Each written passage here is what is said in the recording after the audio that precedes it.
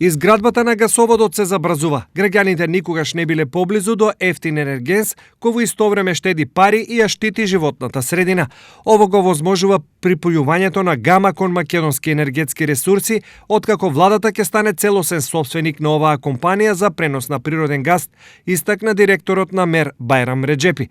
Сепак за гасот да стигне до домакинствата и индустријата, клучната улога ја имаат општините. Основајќи се на студијата за изградбата и развојот на дистрибутивната мрежа и гледајќи ги најдобрите европски пракси, владата веќе одлучи дистрибутивната мрежа да се гради со јавно-приватно партнерство.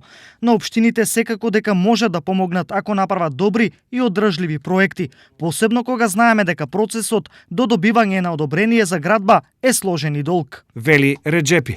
Во оваа насока во регионот најдалеку е отидена општина Штип, за која гасификацијата, односно изградбата на секундарната мрежа е еден од најголемите приоритети. Нашите проекти се веќе во финална фаза. Јас денови очекувам да ја добиеме и позитивната оценка или дозволата од Министерството за животна средина за елаборатот и веднаш потоа сите проекти заедно со инфраструктурниот и основниот проект ќе стигнат во општина Штип на одобрување, бидејќи ние сме надлежни за одобрување на овој тип на проекти, така што веќе сме во самото финале на проектирањето. Веднаш после тоа ние веќе ќе влеземе во разговори, но ќе имаме и со себе проектна документација врз база на која ќе дискутираме со владата, со европските институции, дали како што зборувавме јавно-приватно партнерство или чиста општинска инвестиција на гасоводот.